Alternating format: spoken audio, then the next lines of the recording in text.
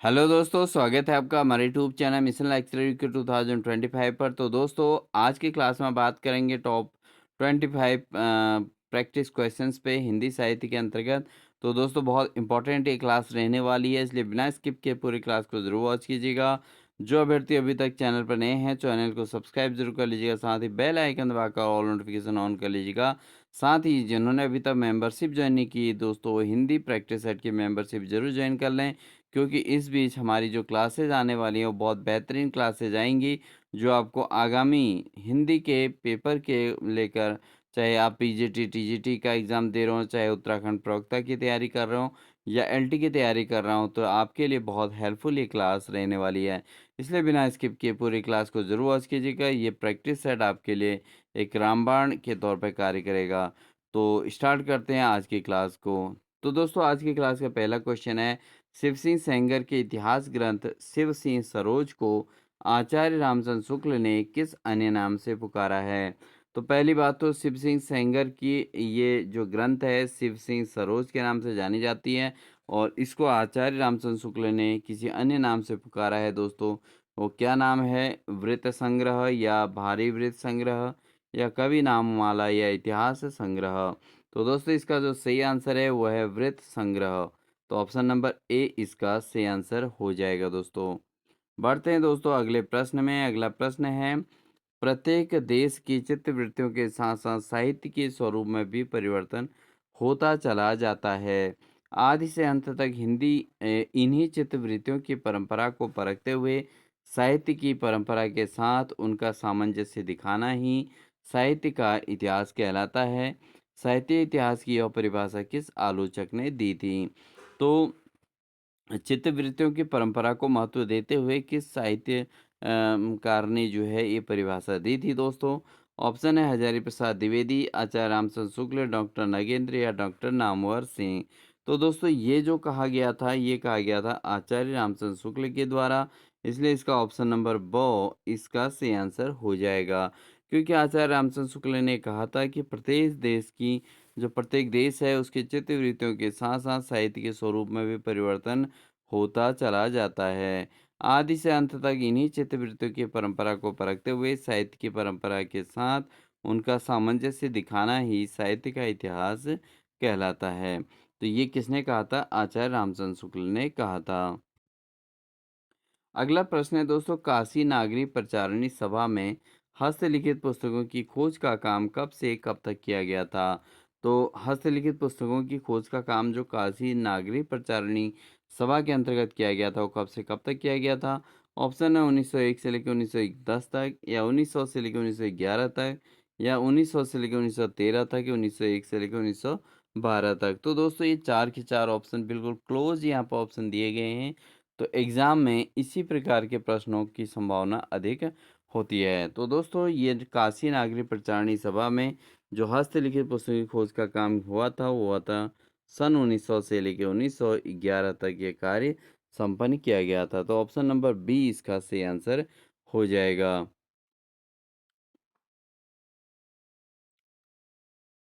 अगला प्रश्न है दोस्तों, जॉर्ज ग्रियर्सन के हिंदी साहित्य के इतिहास की उपलब्धियों में कौन सी असंगत है? तो जॉर्ज ग्रियर्सन की जो उपलब्धियां हैं दोस्तों, उसमें कौन असंगत है ये पूछा गया है। पहला है, जॉर्ज ग्रियर्सन ने पहली हिंदी साहित्य के इतिहास को काल क्रमानुसार प्रस्तुत करने का प्रयास किया था। ये बिल्कुल सत्य है, बिल्कुल सही आंसर है। दूसरा है, जॉर्ज ग्रियर्सन ने पहली बार 15वीं-16वीं सदी को स्वर्ण युग कहा था। ये भी बिल्कुल सही है दोस्तों, क्योंकि काल क्रमानुसार प्रस्तुत करने का सबसे पहला जो क्रेडिट जाता है वो जाता है जॉर्ज ग्रियर्सन को। इसके बाद आचार्य रामचंद्र शुक्ल ने हिंदी साहित्य के काल क्रमानुसार प्रस्तुत करने का प्रयास किया था। इसके अलावा जॉर्ज ग्रियर्सन ने पहली बार 15वीं-16वीं सदी को स्वर्ण युग का नाम दिया था। ये भी बिल्कुल सही है। थर्ड ऑप्शन दिया है दोस्तों, जॉर्ज ग्रियर्सन ने पहली बार हिंदी साहित्य का इतिहास हिंदी भाषा में लिखा था। ये बिल्कुल गलत है, क्योंकि हिंदी साहित्य के इतिहास को हिंदी भाषा में जॉर्ज ग्रियर्सन के द्वारा नहीं लिखा गया था। अगला ऑप्शन है दोस्तों, जॉर्ज ग्रियर्सन ने पूर्व इतिहास ग्रंथों के अलावा हिंदी रचनाओं का संदर्भ सहित उदाहरण देकर वैज्ञानिक आलोचनात्मक विकास किया था। बिल्कुल सही है, क्योंकि जॉर्ज ग्रियर्सन जो है हिंदी को वैज्ञानिक आलोचनात्मक दृष्टिकोण से देखते थे और उन्होंने इसके जो है इसका आलोचनात्मक विकास किया था। ये भी बिल्कुल सही है। इस आधार पर देखें तो कौन-सा असंगत है दोस्तों? वो है ऑप्शन नंबर सी। यही इसमें असंगत है क्योंकि हिंदी साहित्य का इतिहास हिंदी भाषा में जॉर्ज ग्रियर्सन के द्वारा नहीं लिखा गया था दोस्तों। ठीक है? बढ़ते हैं अगले प्रश्न की ओर। अगला क्वेश्चन है दोस्तों, आचार्य रामचंद्र शुक्ल ने आदिकाल का नाम क्या रखा है? तो आदिकाल को किस अन्य नाम से पुकारा है आचार्य रामचंद्र शुक्ल ने? ऑप्शन है चारण काल, सिद्ध सामंत काल, आरंभिक काल या वीर गाथा काल। तो दोस्तों आचार्य रामचंद्र शुक्ल ने जो है आदिकाल को वीर गाथा काल की संज्ञा दी थी, जिसको हमने आपको विस्तृत क्लास के अंतर्गत अपनी हिंदी प्रवक्ता हिंदी विशेष की क्लास के अंतर्गत आपको कराया था। तो ये वीर गाथा काल का नाम दिया था, इसलिए ऑप्शन नंबर 2 इसका सही आंसर हो जाएगा। अगला प्रश्न है दोस्तों, आचार्य रामचंद्र शुक्ल के अनुसार वीर गाथा काल में कितनी प्रकार की रचनाएं मिलती हैं? तो आचार्य रामचंद्र शुक्ल ने कितने प्रकार की रचनाओं की बात कही है अपने वीर गाथा काल में? ऑप्शन एक पहला है, एक यानी कि अपभ्रंश में, दो अपभ्रंश और देश भाषा में, एक देश भाषा में या दो पाली और अपभ्रंश में। तो आचार्य रामचंद्र शुक्ल के अनुसार जो वीर गाथा काल में कितनी प्रकार की रचनाएं देखने को मिलती हैं दोस्तों? ये मिलती हैं दोस्तों दो अपभ्रंश और देश भाषा में। तो ऑप्शन नंबर बो इसका सही आंसर हो जाएगा दोस्तों। ठीक है, बढ़ते हैं अगले प्रश्न की ओर। अगला प्रश्न है दोस्तों, आचार्य रामचंद्र शुक्ल ने आदिकाल का विवेचन करते समय कितनी पुस्तकों का उल्लेख किया है? तो आचार्य रामचंद्र शुक्ल ने आदिकाल का जब विवेचन किया था तो उसको करते समय उन्होंने कितनी पुस्तकों का उल्लेख किया है? तो ऑप्शन है दोस्तों 10, 11, 12 या 13। तो आदिकाल का विवेचन करते हुए जो इन्होंने पुस्तकें टोटल बात की थी, ये की थी दोस्तों 12 पुस्तकों की बात कही गई है। तो ऑप्शन नंबर 100 इसका सही आंसर हो जाएगा। बढ़ते हैं दोस्तों अगले प्रश्न में। अगला प्रश्न है, आचार्य रामचंद्र शुक्ल ने आदिकाल का विवेचन करते हुए जिन जिन पुस्तकों का उल्लेख किया था उनमें साहित्यिक पुस्तकें कितनी मानी जाती हैं? बहुत इंपॉर्टेंट ये प्रश्न रहेंगे दोस्तों, आपको इनको बिल्कुल भी स्किप नहीं करना चाहिए। आपको हमारी जो क्लासेस हैं दोस्तों, हम उसमें विशेष तरीके के क्वेश्चंस आपको प्रोवाइड कराते हैं, इसलिए आप हमारी क्लासेस ज़रूर वॉच कर लीजिएगा। बढ़ते हैं इस क्वेश्चन के आंसर की ओर। तो दोस्तों इसमें कितनी पुस्तकें मानी हैं? ऑप्शन है 3, 4, 7 या 8। तो आचार्य रामचंद्र शुक्ल ने आदि काल का विवेचन करते समय जो पुस्तकों का उल्लेख किया है उनमें साहित्यिक पुस्तकें जो टोटल हैं दोस्तों, वो है आपकी 4 पुस्तकें। कितनी पुस्तकों का उल्लेख किया है? 4 पुस्तकों का उल्लेख किया गया है दोस्तों। बढ़ते हैं दोस्तों अगले प्रश्न में। अगला प्रश्न है, आचार्य इनमें से कौन सी पुस्तक आचार्य रामचंद्र शुक्ल के अनुसार आदिकालीन साहित्यिक पुस्तकों की श्रेणी में नहीं है? तो कौन सी पुस्तक इसमें आदिकालीन साहित्यिक पुस्तकों की श्रेणी में नहीं है? ऑप्शन है विजयपाल रासो, कीर्तिलता, कीर्ति पताका या खुमान रासो। तो दोस्तों इसमें जो है इसका जो सही आंसर है वो है खुमान रासो। ठीक है, तो खुमान रासो जो है इसका सही आंसर है। अगर हम इसके व्याख्यान की बात करें, खुमान रासो की जगह हमीर रासो है दोस्तों। ट्रिक विजय हमीर की कीर्ति पताका। तो दोस्तों यहाँ पर आप समझ सकते हैं कि जो इसमें जो आचार्य रामचंद्र शुक्ल के अनुसार आदिकालीन साहित्य पुस्तकों की श्रेणी में कौन-सा नहीं है, वो खुमान रासो नहीं है, जबकि कौन-सा है, हमीर रासो है, इसकी जगह पे क्या है, हमीर रासो है रामचंद्र शुक्ल के आदिकालीन साहित्य पुस्तकों में। और इसमें जो है विजय हमीर की कीर्ति पताका जो है बहुत ही प्रसिद्ध है। बढ़ते हैं दोस्तों अगले प्रश्न की ओर। अगला प्रश्न है, आचार्य रामचंद्र शुक्ल ने आदिकाल का नामकरण करते समय जिन पुस्तकों को वीर गाथात्मक माना है, इनमें से कौन-सी वीर गाथात्मक रचना है?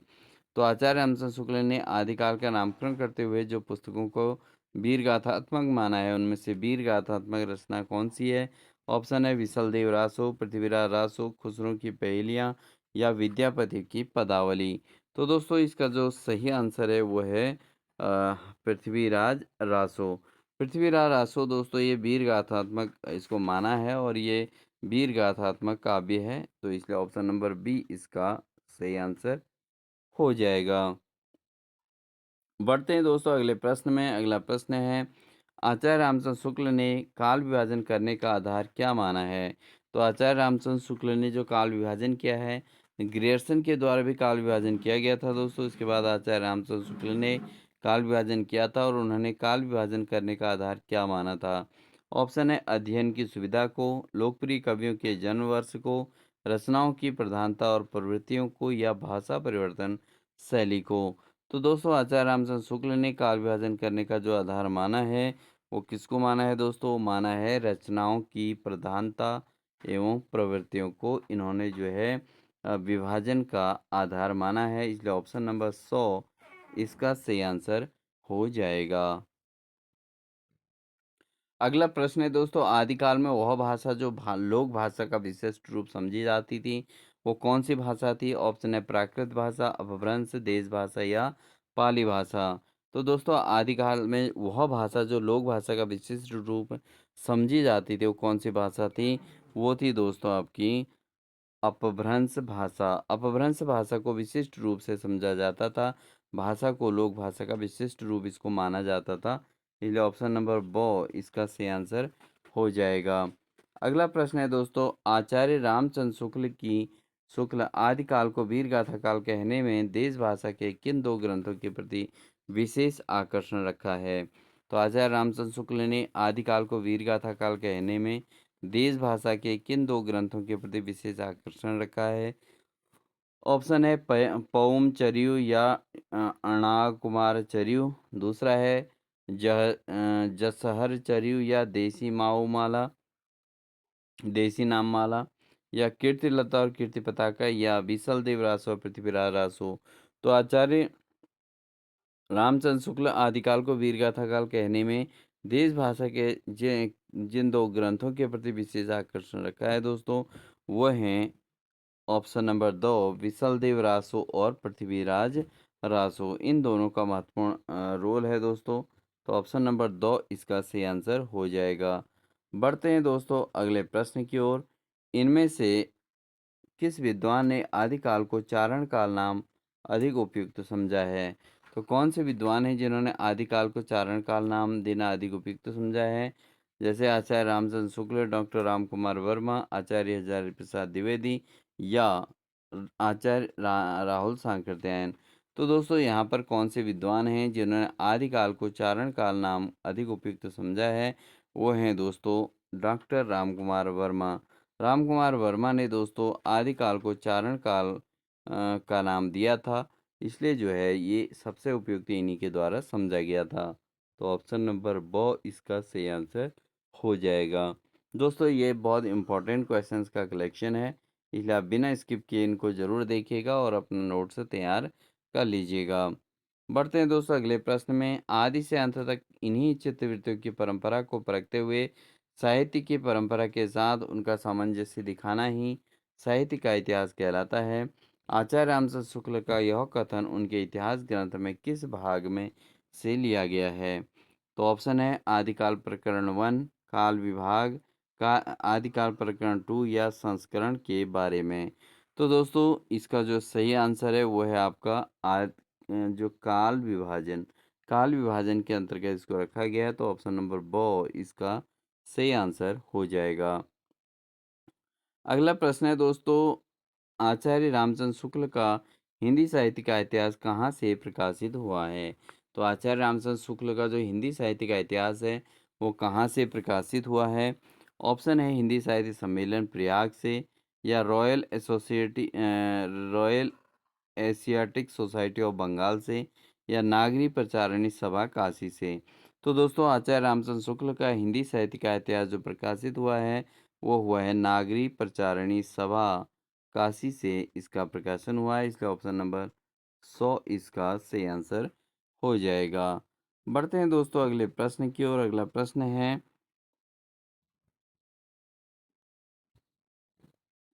समाज के विविध स्तरों से आए हुए साधकों ने यह सिद्ध कर दिया कि धर्म की भावना जनता के क्रोध में पोषित हुई और उनके प्रचार में राजवर्ग के साथ जनता का भी सक्रिय सहयोग रहा। सिद्धों के संबंध में उक्त कथन किस साहित्यकार का है? तो सिद्ध साहित्यकार जो थे सिद्ध समाज के लोग, उनके विभिन्न स्तरों से आए हुए साधकों को लेकर धर्म की भावना जनता के क्रोध को पोषित हुई और उनके प्रचार में राजवर्ग के साथ जनता का भी सक्रिय सहयोग रहा। तो सिद्धों के संबंध में यह कथन किस इतिहासकार का रहा है? ऑप्शन है डॉक्टर नगेंद्र राम कुमार वर्मा, बच्चन सिंह या बाबू गुलाब राय। तो दोस्तों ये जो कथन है ये किसके द्वारा कहा गया है? ये कहा गया है डॉक्टर राम कुमार वर्मा के द्वारा। इसलिए ऑप्शन नंबर ब इसका सही आंसर हो जाएगा। बढ़ते हैं दोस्तों अगले प्रश्न में। अगला प्रश्न है, निम्नलिखित में से किस कृति में लेखक ने हिंदू दरबार और भारतीय जीवन पद्धति का यथार्थ चित्रण किया है? तो कौन सी कृति ऐसी है जिसमें लेखक ने हिंदू दरबार और भारतीय जीवन पद्धति का यथार्थ चित्रण किया है? ऑप्शन है वर्ण रत्नाकर, मंज रासो या कायम खा रासो या दर्शन सार। तो दोस्तों इसका जो सही आंसर है वह है वर्ण रत्नाकर। वर्ण रत्नाकर में दोस्तों लेखक ने हिंदू दरबार और भारतीय जीवन पद्धति का यथार्थ चित्रण किया है। इसलिए ऑप्शन नंबर ओ इसका सही आंसर हो जाएगा। बढ़ते हैं दोस्तों अगले प्रश्न में। जबकि प्रत्येक देश का साहित्य वहाँ की जनता की चित्तवृत्ति का साहित्य प्रतिबिंब होता है, तब यह निश्चित है कि जनता की चित्तवृत्ति के परिवर्तन के साथ साहित्य के स्वरूप में भी परिवर्तन होता चला जाता है। शुक्ल जी का उक्त कथन उनके इतिहास ग्रंथ के किस भाग में संकलित है? तो ये कथन जो शुक्ल जी का है ये किस ग्रंथ में संकलित है दोस्तों? ऑप्शन है भूमिका में, प्रकरण 3 में या काल विभाजन में या प्रकरण 2 में। तो दोस्तों ये जो शुक्ल जी ने रखा है ये है काल विभाजन के अंतर्गत। तो ऑप्शन नंबर 100 इसका सही आंसर हो जाएगा। बढ़ते हैं दोस्तों अगले प्रश्न में। प्राकृत भाष का क्या आशय है? तो प्राकृताभास से क्या आशय होता है दोस्तों? ऑप्शन है सिद्धों की एक रचना शैली, या जैन साहित्य में बीच बीच में उदाहरण देने की शैली, या प्राकृत ही रूढ़ियों से बहुत कुछ बद्ध है, या राजस्थानी और अपभ्रंश का मिश्रित स्वरूप। तो दोस्तों इसका जो सही आंसर है वह है प्राकृताभास से क्या आशय है? यह है प्राकृत की रूढ़ियों में बहुत कुछ बद्धता देखने को मिलती है। तो इसलिए ऑप्शन नंबर 100 इसका सही आंसर हो जाएगा। अगला प्रश्न है दोस्तों, जीवन की स्वाभाविक प्रवृत्तियों में विश्वास रखने के कारण ही सिद्धों का सिद्धांत सहज मार्ग कहलाता है। इस कथन का प्रयोक्ता कौन है? तो दोस्तों जीवन की स्वाभाविक प्रवृत्तियों में विश्वास रखने के कारण ही सिद्धों का सिद्धांत सहज मार्ग कहलाता है। यह कथन किसका है? दोस्तों ये जो कथन कहा गया है ऑप्शन है doctor Nagendra, doctor Ram Kumar Verma, doctor Bachchan Singh या बाबू गुलाब राय। ये जो कहा गया है दोस्तों ये कहा गया है डॉक्टर राम कुमार वर्मा के द्वारा। तो ऑप्शन नंबर ब इसका सही आंसर हो जाएगा। बढ़ेंगे दोस्तों अगले प्रश्न में। अगला प्रश्न है, आचार्य शुक्ल ने प्रथम उत्थान का समय कब से कब तक निर्धारित किया है? तो आचार्य रामचंद्र शुक्ल के अनुसार प्रथम उत्थान का समय कब से कब तक माना जाता है? तो दोस्तों इसका जो सही आंसर है वह है संवत 1925 से लेके 1950 तक का समय। ये आचार्य रामचंद्र शुक्ल के अनुसार प्रथम उत्थान का समय निर्धारित किया गया है। यानी कि 1925 से लेकर 1950 तक का समय आचार्य रामचंद्र शुक्ल ने प्रथम उत्थान का समय माना है। बढ़ते हैं दोस्तों अगले प्रश्न में। अगला प्रश्न है, विद्यापति ने अपभ्रंश से भिन्न प्रचलित बोलचाल की भाषा में किस नाम से संबोधित किया है? तो विद्यापति ने जो अपभ्रंश से भिन्न प्रचलित बोलचाल की भाषा को किस अन्य नाम से संबोधित किया है? ऑप्शन है अवहट्ट, देसी वाणी, मैथिली या पुरानी हिंदी। तो विद्यापति ने जो इसको नाम दिया है दोस्तों वो दिया है देसी वाणी। ठीक है। अपभ्रंश में भिन्न प्रचलित जो बोलचाल की भाषा है उसे किस नाम से संबोधित किया है? वो किया है देसी वाणी नाम से संबोधित किया है। तो ऑप्शन नंबर बी इसका सही आंसर हो जाएगा।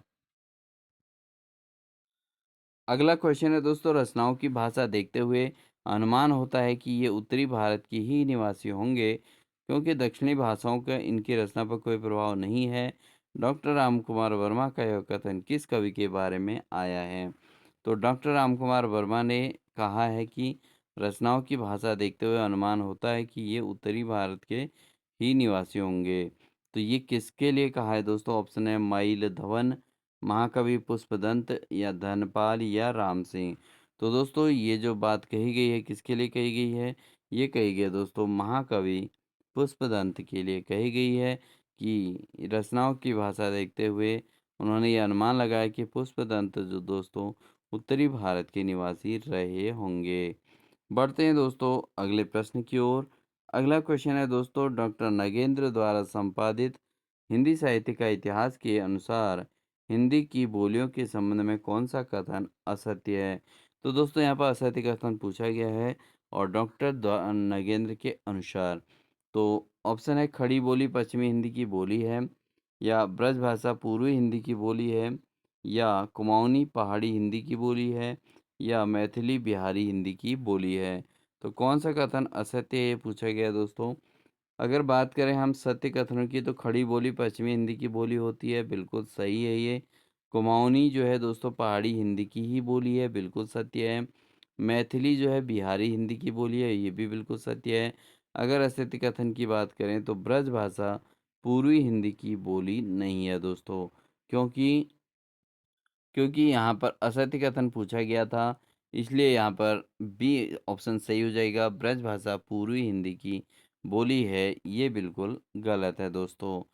तो दोस्तों आई होप आपको हमारी ये क्लास अच्छी लगी होगी, क्योंकि इसके अंतर्गत हमने जो है 25 प्रैक्टिस क्वेश्चंस को अटेंड किया है और साथ ही ये इसके अंतर्गत जो क्वेश्चंस थे काफ़ी इम्पोर्टेंट क्वेश्चन है दोस्तों, इसलिए बिना स्किप किए ज़रूर देखिएगा।